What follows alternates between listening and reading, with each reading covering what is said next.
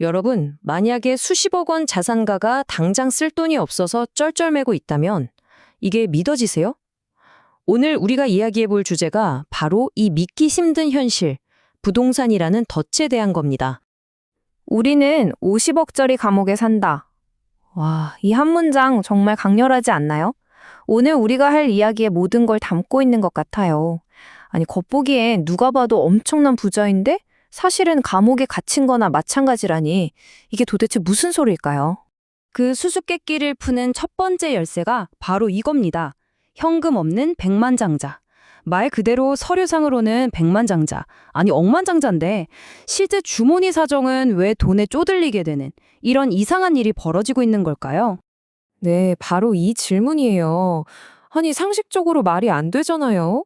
수십억 원짜리 자산가가 당장 쓸 현금이 없어서 생활고에 시달린다? 정말 믿기 힘든 이 역설이 지금 한국 사회의 모습을 그대로 보여주고 있습니다. 그 해답이 바로 이겁니다. 자산은 많지만 현금은 없는 상태. 영어로는 asset rich, cash poor라고 하죠. 그러니까 어마어마한 부가 전부 다 부동산이라는 자산에 꽁꽁 묶여 있어서 정작 필요할 때 꺼내 쓸 수가 없는 그런 기묘한 상황인 거예요. 아니 근데 애초에 왜 이렇게까지 된 걸까요? 어떻게 부동산 가격이 이렇게 비현실적으로 치솟아 버린 걸까요? 그 뿌리를 쭉 따라가 보면 아주 재미있는 심리적인 원리가 하나 숨어 있습니다. 바로 배블론 효과라는 건데요. 이게 뭐냐면 물건값이 오르면 보통 덜 사잖아요? 근데 이건 반대예요. 비싸면 비쌀수록 더 잘 팔리는 현상이죠. 왜냐, 그 비싼 가격 자체가 나는 이 정도는 살 수 있는 사람이야 하고 과시하는 수단이 되거든요. 지금 한국의 아파트가 딱 그렇게 된 겁니다. 사는 곳이라기보다는 그 사람의 지위를 보여주는 명품 가방처럼요. 그러니까 예전에는 이 집 살기 좋은가? 이걸 따졌다면 지금은 이 가격표 남들한테 과시하기 좋은가? 이걸 따지는 걸로 시장의 분위기가 완전히 바뀌어버린 거죠. 실용성 같은 건 이제 별로 중요하지 않아요. 오로지 내 지위를 보여줄 수 있느냐. 이게 시장을 움직이는 핵심이 된 겁니다. 이런 심리가 마치 피라미드처럼, 아니 도미노처럼 연쇄 반응을 일으켜요. 보세요. 맨 꼭대기에 있는 어떤 아파트가 상징적으로 100억 이렇게 딱 찍잖아요.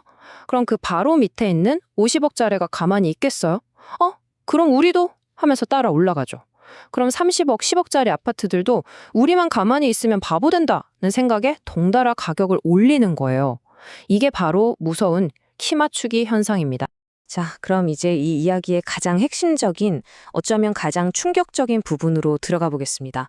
바로 내가 내 집에 살면서도 사실상 세입자나 다름없어지는 현실에 대한 이야기입니다. 우리가 부라고 믿는 것의 진짜 속살을 한번 들여다보죠. 자, 여기 50억짜리 아파트가 한 채 있다고 쳐봅시다. 와, 50억. 듣기만 해도 입이 떡 벌어지는 진짜 엄청난 자산가 같잖아요? 근데 과연 그럴까요? 이 숫자를 한번 보세요. 이게 바로 현실입니다. 50억짜리 집을 가지고 있으려면 대출 이자를 5%로만 잡아도 1년에 은행에 내는 이자만 무려 2억 5천만 원이에요. 세금까지 고려하면 이 이자를 감당하려면 연봉이 못해도 10억 원 돼야 한다는 계산이 나와요. 근데 진짜 문제는 뭔지 아세요? 연봉 10억을 벌어도 세금 떼고 이자 내고 나면 정작 내가 쓸 수 있는 돈, 그러니까 가처분 소득은 거의 영세민 수준으로 뚝 떨어져 버리는 겁니다. 그러니까 이 말이 딱 맞는 거예요. 집주인은 은행에 월세를 내고 세입자는 집주인에게 월세를 낸다. 결국 따지고 보면 모두가 월세살이를 하고 있는 거죠. 진정한 의미의 내 집이라는 건 어쩌면 환상에 불과하고 다들 은행에 월세를 내는 사슬에 묶여 있는 거나 마찬가지인 겁니다. 근데 이게 그냥 개인의 문제로만 끝나면 그나마 다행일 텐데 그렇지가 않아요. 이제 시야를 좀 더 넓혀서 이 부동산이라는 덫이 우리 사회 전체를 어떻게 병들게 하는지 그 악순환의 고리를 한번 따라가 보겠습니다. 자, 이 숫자 2,000조 원. 이게 바로 지금 대한민국의 총 가계부채의 규모입니다. 정말 감도 안 오는 상상하기조차 힘든 어마어마한 돈이죠. 그리고 저 2,000조라는 빚 때문에 매년 무려 100조 원이라는 돈이 우리 호주머니에서 빠져나가서 고스란히 은행으로 들어가고 있어요. 원래는 시장에서 돌면서 소비도 되고 더 생산적인 곳에 쓰여야 할 돈이 그냥 이자로 허공에 사라져버리는 겁니다. 그럼 어떤 결과가 나타날까요? 이건 뭐 치명적인 연쇄 반응이죠. 먼저 가계빚이 너무 많으니까 사람들이 돈을 안 써요. 소비가 꽁꽁 얼어붙는 거죠. 기업들은 어떨까요? 미래를 보고 R&D에 투자해야 하는데 그럴 돈으로 당장 돈 들 것 같은 부동산 투기에만 목을 매는 거예요. 그럼 젊은 사람들은요? 당연히 내 집 마련은 이번 생엔 틀렸구나 하고 포기하게 되고 결혼도 출산도 다 미루게 됩니다. 결국 사회 전체가 활력을 잃고 서서히 가라앉게 되는 거죠. 실제로 기업들이 돈을 어디에 쓰는지를 보면 이 문제가 더 확실하게 보입니다.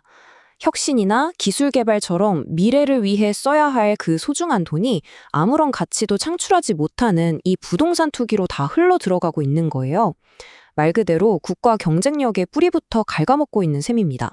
자, 그럼 이제 마지막으로 가장 어려운 질문을 던져봐야겠죠. 이 단단한 콘크리트 사슬을 과연 어떻게 끊어낼 수 있을까요?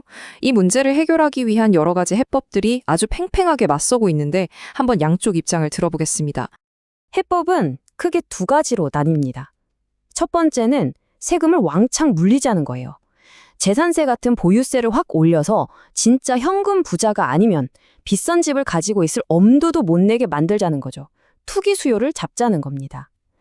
반면에 다른 쪽에서는 아니다, 공급이 문제다 라고 말해요. 애초에 집이 부족하니까 가격이 오르는 거니 규제를 확 풀어서 공급 물량을 늘려야 한다는 주장입니다. 한쪽은 세금이라는 채찍을, 다른 한쪽은 공급이라는 시장 원리를 해결책으로 보고 있는 거죠. 오늘 이야기를 마무리하면서 여러분께 이 질문을 한번 던져보고 싶습니다. 한 나라의 소중한 자본이 더 나은 미래를 위해 쓰이지 못하고 전부 이 콘크리트 덩어리 안에 갇혀버렸을 때 우리가 부라고 믿었던 것들이 사실은 우리에게서 무엇을 빼앗아가고 있는 걸까요? 우리가 치러야 할 진짜 대가는 과연 무엇인지 한 번쯤 깊이 생각해 볼 시간이 아닌가 싶습니다.